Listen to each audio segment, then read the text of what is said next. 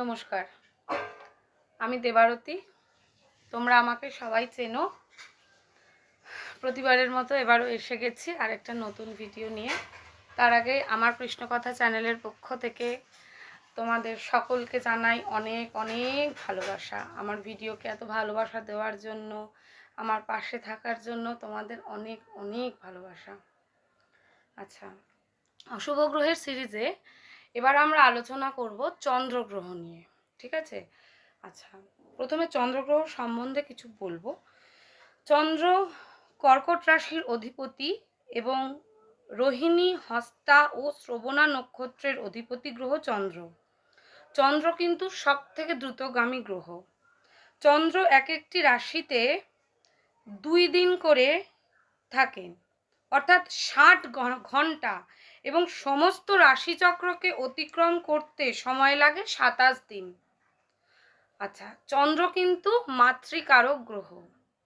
কারোর হরোস্কোপে যদি চন্দ্র পীড়িত হয়, সেক্ষেত্রে তাদের মায়ের শরীর ভালো যাবে না, মায়ের স্বাস্থ্যের অবনতি হবে।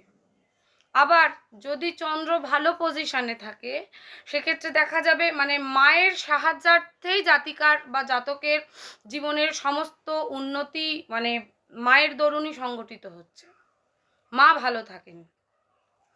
আচ্ছা, রবি দ্বারা যা সৃষ্টি হয়, চন্দ্রের দ্বারা তা প্রতিপালন হয়ে থাকে।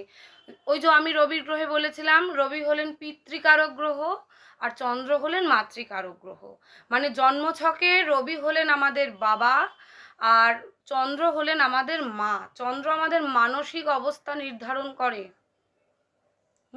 এবং চন্দ্রকে দ্রুত পরিবর্তনশীল এবং দ্রুতগামী গ্রহ বলা হয়।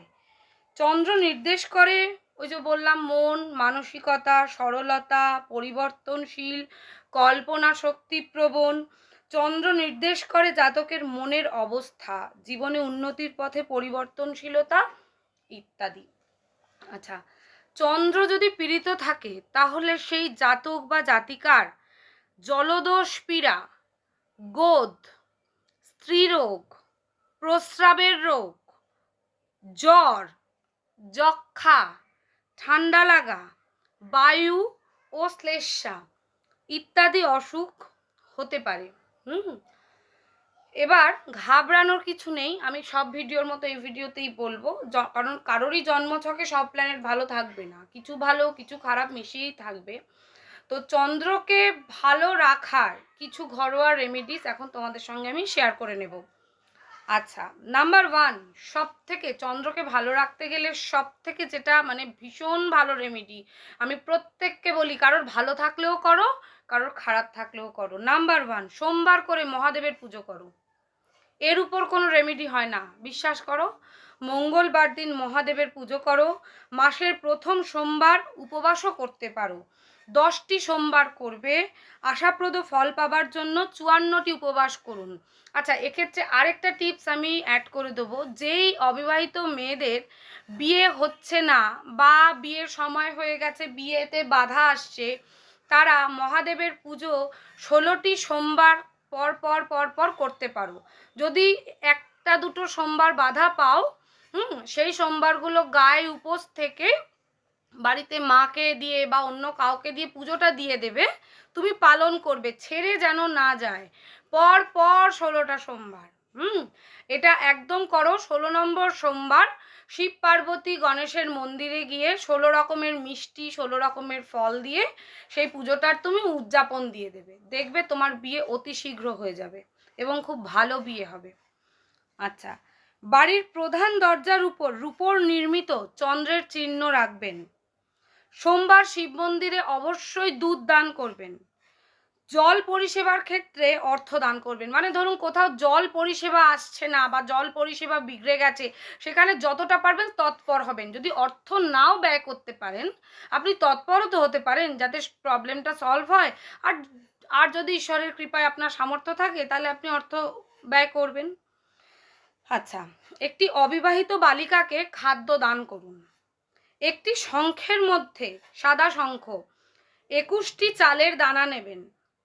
তাকে সাদা কাপড় দিয়ে মুড়ে বহমান জলের মধ্যে ফেলে আসুন, গঙ্গায় ফেলে আসবেন।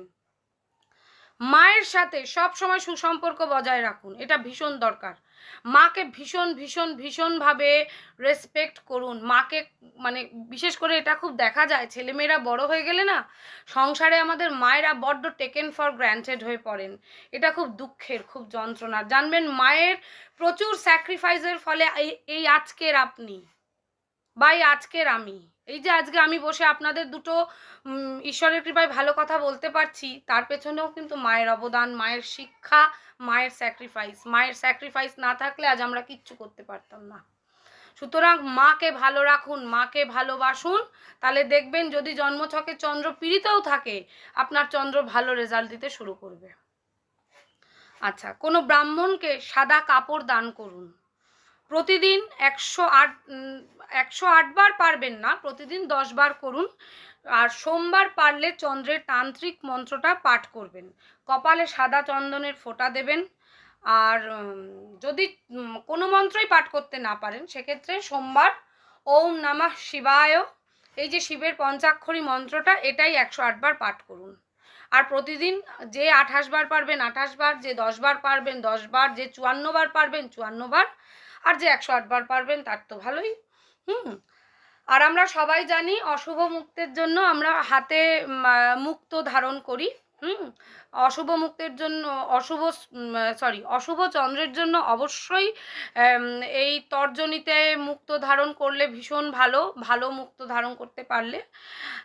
নতুবা যারা রত্ন ধারণ করতে পারবেন না তারা ক্ষীরিকামূল প্রতি সোমবার বদলে পড়বেন। আর অবশ্যই সোমবার মহাদেবের পুজো করবেন, সোমবার নিরামিষ খাবেন। তাহলে দেখবেন ভালো ফলাফল পাবেন। আর সব ভিডিও শেষে একটা কথা বলি, আবারও বলবো, it's all about our everyday's karmas. আমরা যেমন কর্ম করব তেমন ফলাফল পাব। আমরা ঈশ্বরের প্রতি সমর্পণ করে কর্ম করব। ভালো কর্ম করুন, পরিবারের লোককে ভালো রাখুন, গরিব মানুষকে দান করুন, মিথ্যা কথা বলা বন্ধ করুন, নিজের আচরণ ভদ্র করুন, ব্যবহার ভালো করুন, বিনা কারণে কারোর মনে দুঃখ কষ্ট দেবেন না। দেখবেন দিনের শেষে কি আপনিও ভালো আছেন। এই বিশ্বাস আমি রেখে চলি এবং আমি আমার সমস্ত ক্লায়েন্টদের এবং আমার সমস্ত পরিচিত বন্ধু বান্ধব সবাইকে বলি, তাই আপনাদের সাথেও শেয়ার করলাম।